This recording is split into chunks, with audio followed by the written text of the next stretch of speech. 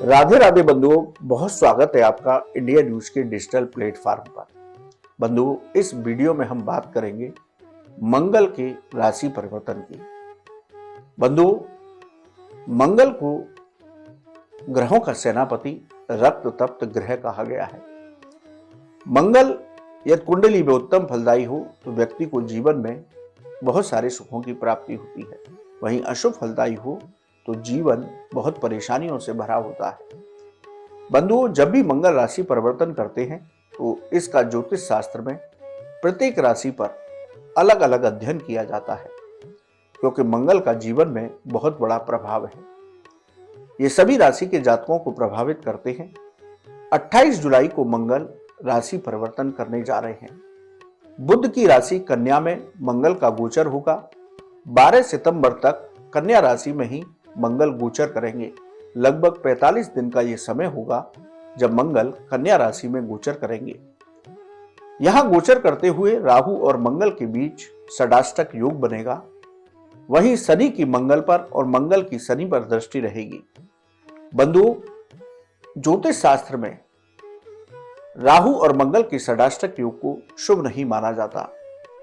यही वजह है कि जब राहु और मंगल का षडाष्टक योग रहेगा, मंगल जब कन्या राशि में गोचर कर रहे होंगे तो देश दुनिया पर कुछ संकट सा दिखाई देने लगेगा। ज्योतिष शास्त्र के मुताबिक इस योग की वजह से प्राकृतिक आपदाएं आ सकती हैं, यानी कि भूकंप जैसी घटनाएं हो सकती हैं। कहीं जल की वजह से तबाही हो सकती है।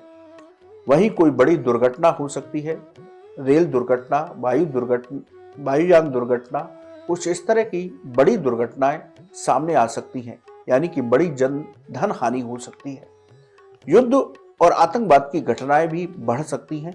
जहां युद्ध चल रहे हैं वहां युद्ध की घटनाएं बढ़ सकती हैं। राजनीति में भी बहुत बड़ा उथल पुथल सामने आ सकता है। किसी बड़े राजनेता की निधन की खबर भी आ सकती है, या कोई बड़े राजनेता के पद में परिवर्तन हो सकता है। यानी कि मंगल का राशि परिवर्तन कुछ अशुभ परिणाम भी लेकर के आएगा। 12 राशियों की बात करें तो ये कुछ राशि के जातकों के लिए बेहद शुभ होगा। वहीं कुछ राशि के जातकों को 45 दिन बहुत संभल कर रहना होगा। यदि हम शुभ की बात करें तो मेष राशि के जातकों के लिए मंगल का ये गोचर उत्तम फलदायी होगा। उनके 6ठे भाव में ये गोचर होगा। आपको धन प्राप्ति के अनेक माध्यम प्राप्त होंगे, लेकिन धन का समन्वय बहुत अच्छे से करके चलें। व्यर्थ के खर्चों पर धन न खर्च करें। यदि आपने कोई कर्ज ले रखा है तो उसे उतारने का प्रयास करें। इस दौरान आपकी सेहत में सुधार होगा, लेकिन फिर भी सेहत को लेकर लापरवाही न करें। नौकरी और व्यापार में उन्नति होगी। शत्रुओं पर आपको विजय प्राप्त होगी।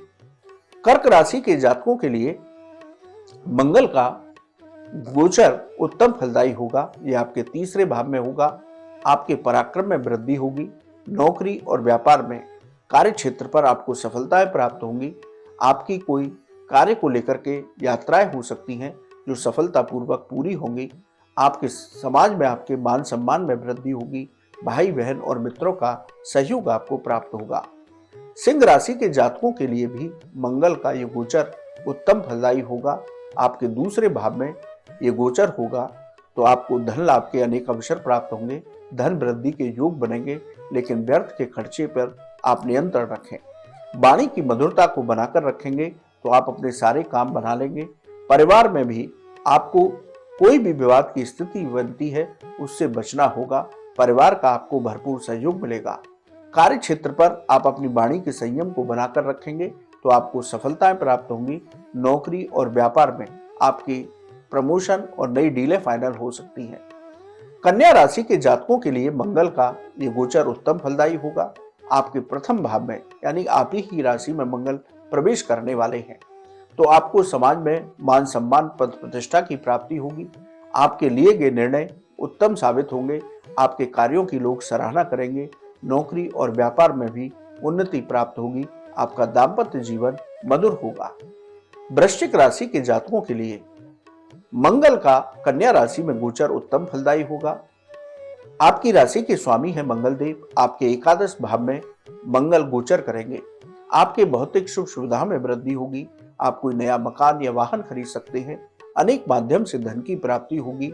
नौकरी में वेतन वृद्धि हो सकती है। व्यापार में नया निवेश या साझेदारी करने से लाभ की प्राप्ति होगी। तो बंधुओं, ये वो राशियां हैं जिनको मंगल बेहद उत्तम परिणाम देने वाले हैं। 45 दिन तक उनको मंगल देव की कृपा प्राप्त होगी। लेकिन अब बात करते हैं अशुभ राशि की। जिन राशियों के लिए मंगल का ये गोचर विशेष अशुभ फलदायी हो सकता है, 45 दिन तक इन राशि के जातकों को बहुत संभल कर रहना होगा और भगवत उपाय करने होंगे जो हम बताएंगे। बंधुओं, पहली राशि है वृषभ राशि। वृषभ राशि के पंचम भाव में मंगल का गोचर होगा। ये आपके लिए अशुभ फलदायी हो सकता है। बंधुओं, आप यदि शेयर मार्केट या स्टॉक मार्केट में निवेश करते हैं तो आपको वहां हानि हो सकती है, इसलिए बहुत सोच समझ करके निवेश करें। जो विद्यार्थी वर्ग हैं उनका मन पढ़ाई से भटक सकता है, इसलिए अपना फोकस पढ़ाई पर बनाकर रखें। आपके संतान पक्ष से वैचारिक मतभेद हो सकते हैं। आपको संतान पक्ष से किसी अशुभ समाचार की प्राप्ति हो सकती है, इसलिए आपको संभल कर रहना होगा। नौकरी और व्यापार में भी अपने अधिकारियों के साथ विवाद की स्थिति से बचें।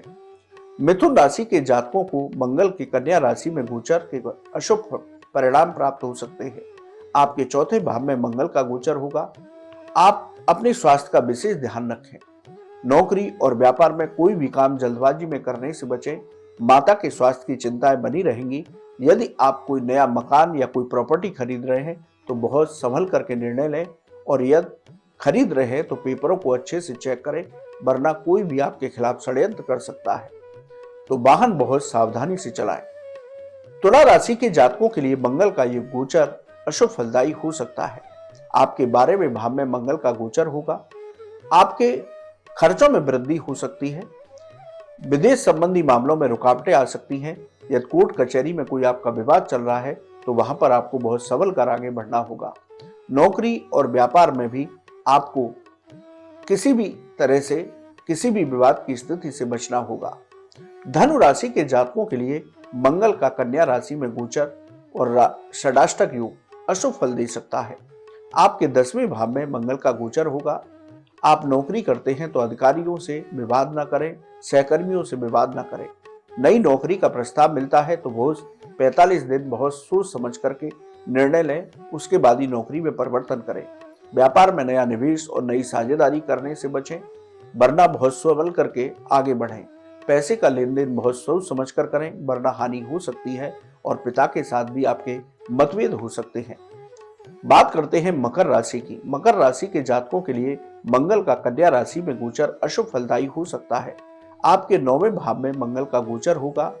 भाग्य आपका साथ नहीं देगा, इसलिए परिश्रम से ही आपको सफलताएं प्राप्त होंगी। जो छात्र उच्च शिक्षा से जुड़े हुए हैं उनके कार्यों में बाधाएं आ सकती हैं। आपको मानसिक अशांति का अनुभव हो सकता है। पूजा पाठ में आपका मन नहीं लगेगा, इसलिए कोशिश कीजिए कि अपने मन को शांत रखकर आप पूजा पाठ में मन लगाएं। नौकरी और व्यापार में अपने शत्रुओं से सावधान रहें। कुंभ राशि के जातकों के लिए मंगल का कन्या राशि में गोचर अशुभ फलदायी हो सकता है। ये आपके 8वें भाव में गोचर करेंगे। आकस्मिक परेशानियां आपके सामने आ सकती हैं। बनते बनते काम बिगड़ सकते हैं। आपकी कोई दुर्घटना हो सकती है, इसलिए वाहन बहुत सावधानी से चलाएं। चोट चपेट और अपनी सेहत का विशेष ध्यान रखें। विदेश संबंधी मामलों में रुकावटें आ सकती हैं। नौकरी और व्यापार में भी आपको कुछ परेशानियों का या काम की अधिकता का अनुभव होगा, लेकिन धैर्य बनाकर रखिए, आपको लाभ की प्राप्ति अवश्य होगी। मीन राशि के जातकों के लिए मंगल का कन्या राशि में गोचर अशुभ फलदायी हो सकता है। आपके 7वें भाव में मंगल का गोचर होगा। आपके मान सम्मान को ठेस पहुंच सकती है। आपके जीवन साथी के साथ मतभेद हो सकते हैं। कोशिश करिए कि अपने जीवन साथी के साथ विवाद की स्थिति से बचें। अपने जीवन साथी की सेहत का विशेष ध्यान रखें। व्यापार में बहुत संभल करके निर्णय लें। इसके साथ ही नौकरी में भी आपका परिवर्तन अशुभ हो सकता है, यानी कि आपको परेशानियां हो सकती हैं। व्यापार में कोई भी नया निवेश और नई साझेदारी बहुत सोच समझ करके करें, वरना 45 दिन टालने की कोशिश करें। बंधुओं, ये वो राशियां हैं जिनको मंगल के कन्या राशि में गोचर के अशुभ परिणाम प्राप्त हो सकते हैं। इन राशि के जातक 45 दिन बहुत सोच समझ करके संभल करके रहेंगे तो बहुत उत्तम रहेगा। बंधुओं, यदि आप सभी राशि के जातक मंगल के इस गोचर के उत्तम परिणाम प्राप्त करना चाहते हैं तो आप प्रतिदिन हनुमान चालीसा का एक पाठ कम से कम कीजिए, हनुमान जी की उपासना कीजिए, मंगल देव के मंत्रों का जप कीजिए, मंदिर में केले का गुड़ चने का दान दीजिए।